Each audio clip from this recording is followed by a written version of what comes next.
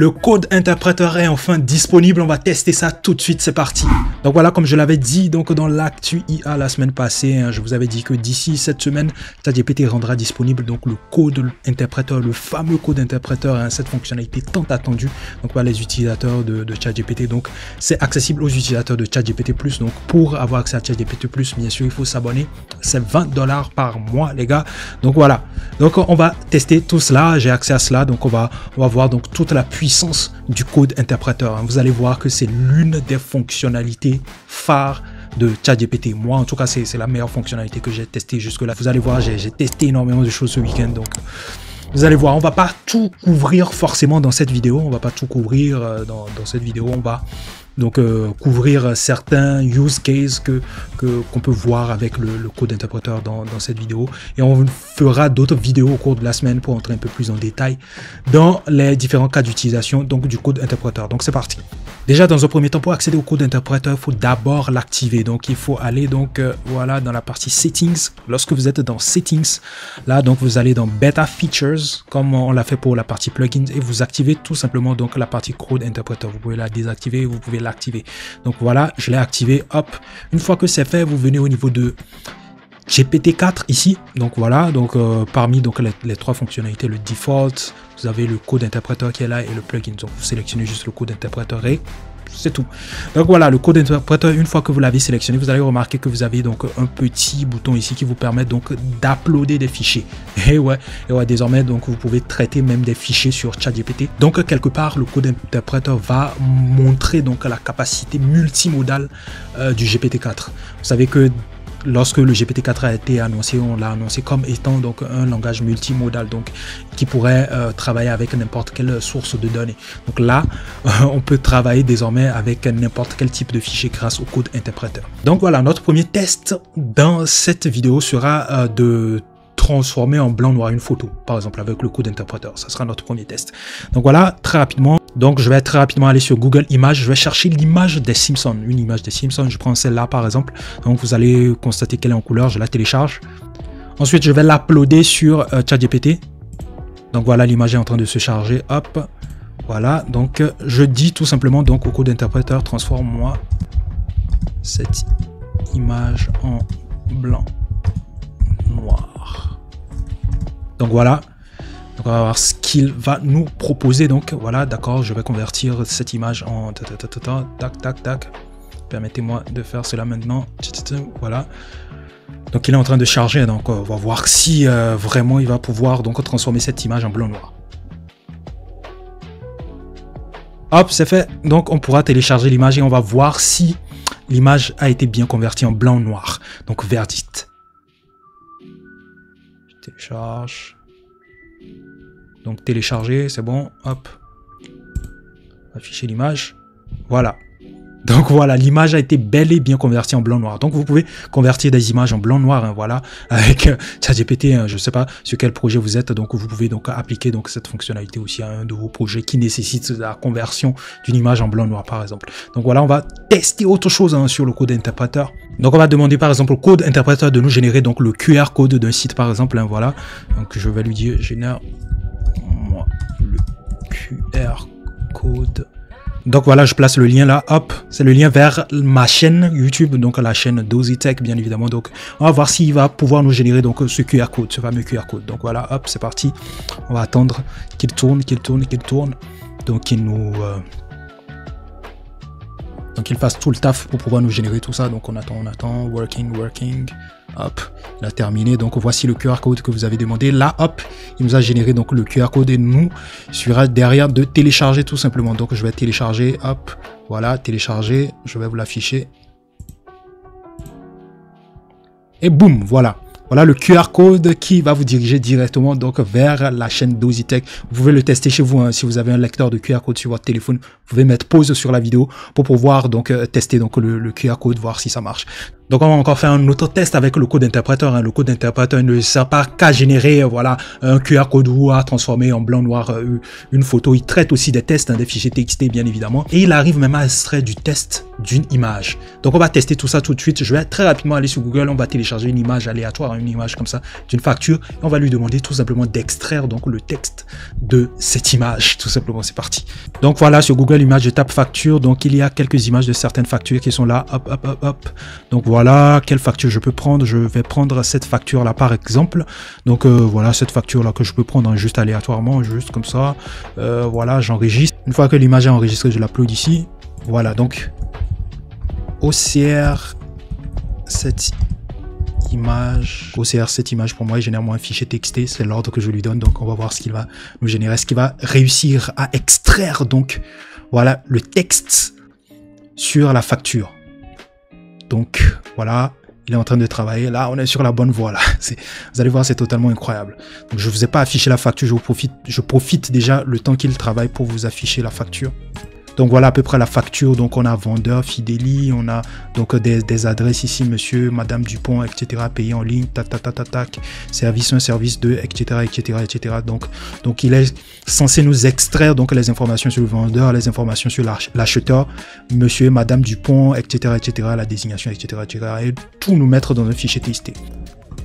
Donc du coup, d'accord, il nous dit, d'accord, ok, je vais extraire ça, je suis désolé, il semble qu'il y ait un problème lors de l'exécution de la reconnaissance OCR. L'erreur indique que le fichier de données de langage pour le français FAR train data ne peut pas être trouvé. C'est probablement dû au fait que l'environnement actuel n'a pas accès à Internet. Tac, tac, tac, ok, d'accord, ok. Ça a été entraîné avec de l'anglais apparemment, donc il n'arrive pas voilà, à gérer cela dans le langage français. Donc on va dire oui, tout simplement. Donc hop, donc oui, on va voir ce qu'il va nous donner, hein, voilà, hop. Donc du coup il exécute, ça tourne. Donc voici donc le texte, voilà. Donc là, il arrive donc à extraire donc le test de l'image. Hein. C'est quand même bizarre hein, quand même.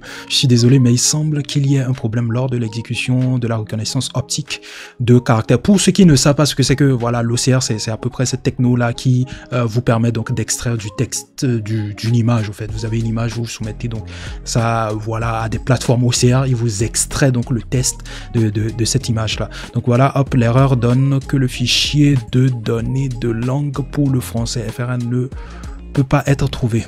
C'est bizarre, hein, ça bug avec le français. Franchement, si vous voulez tester le code interpréteur, je vous conseille peut-être d'aller en anglais pour avoir de très bons résultats. Donc voilà, il nous a généré donc le test, on va voir. Donc c'est l'heure du verdict. Est-ce qu'il a réussi à nous générer donc le test? Donc on va télécharger déjà dans un premier temps. Hop, on attend qu'il charge. Hop, voilà, il a téléchargé, c'est parfait. Hop, voilà. Donc voilà, on a quand même du test qui a été extrait, hein, voilà. On a, hop, je vais essayer donc de vous mettre aussi la facture à côté, redimensionner tout ça, hop, et voir si ça donne réellement ce qu'on attendait. Donc voilà, on a payé en ligne. Voilà, il a très bien extrait donc la partie payée en ligne. Je vais réduire ça, hein, voilà, pour que vous voyez. Donc il a réduit la partie payée en ligne, facture numéro S, Fideli, tac tac tac, date de création, hop, date limite de validité. Voilà, il a extrait, tac tac tac tac, du moins c'est les premières informations, il a extrait Fideli, monsieur, madame Dupont. Voilà, c'est ce qu'il a extrait là. Hop. Tac, tac, tac, tac. Donc, je pense qu'il a extrait voilà, quasiment toutes les informations hein, dont on avait besoin. Donc, voilà. Donc, voilà l'une des forces donc, du code interpréteur. Hein. C'est quand même dingue. C'est quand même fou. Donc, n'hésitez pas à aller tester. Là, c'est un test en vrac. Hein. J'essaie de vous montrer voilà, quelques exemples de cas d'utilisation où vous pouvez utiliser donc, le code interpréteur. On fera des vidéos un peu plus détaillées au cours de la semaine. Donc du coup, qu'est-ce qu'on a pu faire avec le code interpréteur? On a généré donc un code QR. On a généré voilà une photo en blanc-noir, voilà.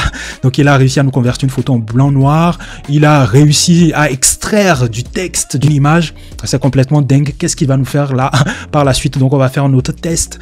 Donc on va essayer cette fois-ci de partir sur un projet data. Voilà, apparemment le code interpréteur serait une menace pour les data scientists. On va essayer de tester tout ça. Donc déjà dans un premier temps, on va aller on va aller télécharger des datasets sur Kaggle. Voilà, on est sur Kaggle. Sur Kaggle, vous allez pouvoir trouver énormément de datasets liés à énormément de domaines, hein. Voilà, que ce soit le sport, que ce soit l'environnement, voilà, il y a énormément donc de datasets que vous pouvez trouver ici. En même temps, c'est normal, c'est un site de compétition pour les data scientists, hein. Voilà, il y a des compétitions qui sont lancées chaque fois sur Kaggle, donc vous pouvez participer à ces compétitions-là pour gagner de l'argent derrière, hein, si vous aspirez à être data scientist. Je pense que énormément de data scientists connaissent Kaggle, voilà, donc énormément de data scientists passent par là aussi pour avoir donc des datasets pour pouvoir s'amuser, s'entraîner ou créer même des applications derrière. Donc ce qui va nous intéresser ici, on a l'embarras de choix, hein, sur quoi on peut partir là. Je vais aller peut-être en NBA, hein.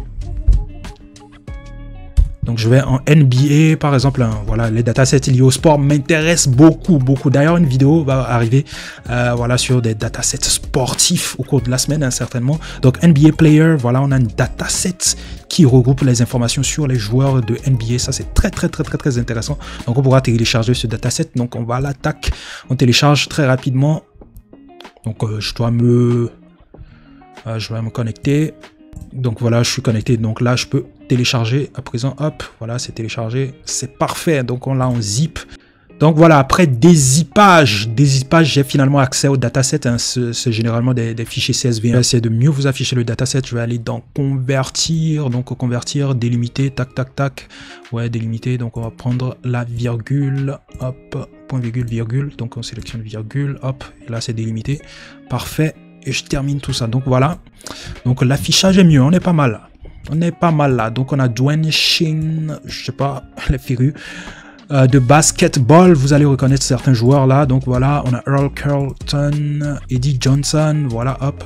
On a la taille des joueurs. Ici, on a le player weight, c'est-à-dire leur poids. Donc où est-ce qu'ils jouent. Voilà, le collège où ils jouent, leur pays, draft year, l'année où ils ont été draftés, round, etc. Il y a pas mal d'informations. Et donc, on va soumettre tout simplement ce fichier CSV à ChatGPT pour qu'il puisse l'analyser. Voilà, hop. Donc le fichier est en train d'être uploadé. Voilà, par exemple sur ce fichier, je vais lui dire donne-moi la liste. Voilà, il m'affiche la liste des colonnes de ce fichier. Donc voilà, je vais par exemple lui demander de me générer la matrice de corrélation de ce fichier-là. Génère-moi une matrice de corrélation par exemple, hein, voilà. Donc voilà, je lui dis tout simplement génère-moi une matrice de corrélation et détermine-moi les colonnes fortement corrélées. Ne faites pas attention, hein, peut-être que j'ai fait des fautes là-dedans. Je tape assez rapidement, donc je fais pas attention aux fautes. Donc voilà, hop, c'est parti. On va voir ce qu'il va nous générer. Donc vous allez voir, c'est totalement waouh. En quelques minutes, il arrive à nous déterminer donc les colonnes qui sont fortement corrélées, hein, voilà, il détermine donc les paires de colonnes qui sont fortement corrélées. Donc voilà, hop, player height, player width, c'est-à-dire la hauteur des joueurs est fortement corrélée au poids des joueurs. Là, c'est intéressant ça.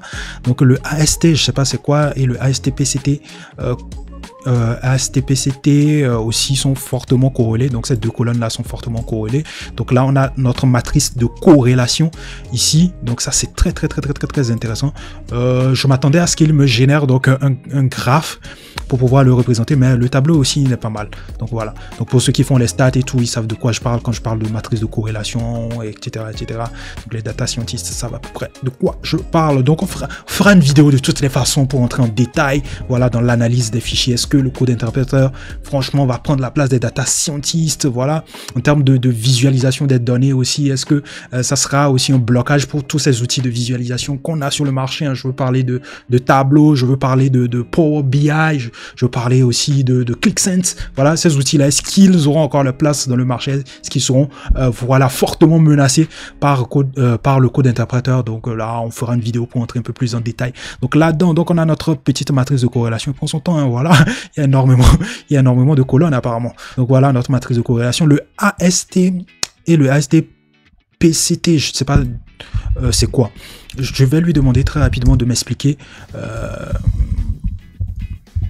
Donc je lui demande, peux-tu m'expliquer c'est quoi les colonnes AST et AST-PCT? Je ne sais pas s'il a terminé. Donc il a terminé donc de mettre en place la matrice de corrélation. Donc voilà, hop, c'est bien. Donc voilà, j'espère qu'il va réussir à m'expliquer cela. Dans le contexte de basketball, AST se réfère généralement... Oh ouais, ah ouais, ce sont les assists. C'était les assists. Donc voilà, les assists, c'est-à-dire les passes, hein, voilà. qui est une statistique attribuée au joueur qui passe le ballon au coéquipier. Donc voilà, ASTPCT, c'est le pourcentage. Ok, le pourcentage des passes, voilà. Ok, c'est normal, ok. C'est pas mal ça. Donc je vais lui demander de me générer des graphes qui pourraient représenter des informations clés, voilà, que je pourrais avoir avec ce dataset là. Donc voilà, génère-moi des graphes qui pourraient représenter les informations clés que j'ai fait une faute là que je pourrais avoir avec ce dataset. Je tape tellement vite que je fais pas attention aux fautes, hein, voilà. Donc excusez-moi pour les fautes, hein, j'essaie d'aller vite. Donc voilà, on attend qu'il réfléchisse, hein. Vous allez voir, il va vous générer des graphes en quelques minutes. Donc voilà, c'est parfait. Il nous a généré 1, 2, 3, 4 graphes. Et donc il nous explique juste en bas, au fait, voilà, c'est quoi la signification de ces 4 graphes. Le premier graphe, c'est le top 5 des équipes avec le plus de joueurs. Ok, ce graphique montre les 5 équipes qui ont le plus de joueurs dans le jeu de données. Ok, d'accord. Donc c'est pas grave. Donc là, on a Cleveland, on a Toronto, on a Miami, on a la Lakers et on a Dallas. Donc ok, c'est pas mal. Donc Cleveland apparemment a le plus de joueurs. Donc hop, deuxième joueur, c'est distribution de l'âge des joueurs. Donc ce graphe montre la distribution des âges des joueurs. Donc voilà, hop, on peut voir combien de joueurs appartiennent donc à chaque tranche d'âge. Donc voilà, hop. Donc voilà, répartition des joueurs selon leur âge, la distribution des joueurs selon leur âge, c'est le deuxième graphe. Et puis après, donc player per wave, ok, poids des joueurs vs la taille, ok, d'accord. Donc on a un versus là, on a distribution des points des joueurs. Ce graphe montre donc la distribution des points marqués par les joueurs. Il donne une idée de la répartition des performances des joueurs en termes de points marqués. Donc je vais lui demander, est-ce qu'il y a des éléments que je peux prédire avec ce dataset là? Donc voilà, y a-t-il des éléments que je peux prédire avec ce dataset? Il y a plusieurs variables dans ce dataset que vous pourriez prédire. Donc la performance des joueurs, ok, d'accord, potentiel, voilà, potentiel du joueur, tac, voilà, hop. Donc choix de draft, donc c'est une colonne aussi qu'on peut, ce sont des éléments aussi qu'on peut prédire. Gardez à l'esprit que la prédiction de ces sortes de résultats est généralement un problème complexe qui implique donc de nombreux facteurs. Normalement, il devrait pouvoir le faire parce qu'il arrive aussi à gérer des problèmes mathématiques. Je vous ferai une autre vidéo, je vais vous montrer comment est-ce que le code interpréteur arrive donc à gérer, à résoudre des problèmes mathématiques. On va s'arrêter là pour aujourd'hui, hein, voilà, comme je l'ai dit. Au cours de la vidéo, on va rentrer un peu plus en détail, voilà, dans les différents cas d'utilisation, voilà, du code interpréteur. Donc là, déjà, vous avez déjà un ordre d'idée de ce que vous pouvez déjà faire avec le code interpréteur, hein, grosso modo, voilà, en termes d'image, en termes d'analyse de données, voilà, en termes de traitement de fichiers, en termes d'OCR, extraction de texte d'un fichier. Donc, je vous montre grosso modo déjà, voilà, un ordre d'idée de la puissance du code interpréteur. N'hésitez pas à me donner vos avis en commentaire. Est-ce que vous l'avez déjà testé, le code interpréteur? Donc, voilà. Je vous retrouve à la prochaine. Prenez soin de vous. Peace out, les gars.